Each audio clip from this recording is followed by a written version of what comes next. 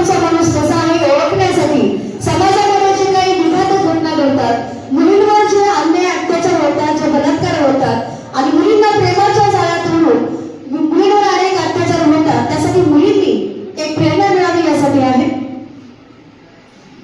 संधी साधून बदनाम करतील ग, संधी साधून बदनाम करतील ग, मित्र हे जळव्या निखारा सारखा, सखे चेहरा तुझा मोगरा सारखा, सखे चेहरा तुझा मोगरा सारखा.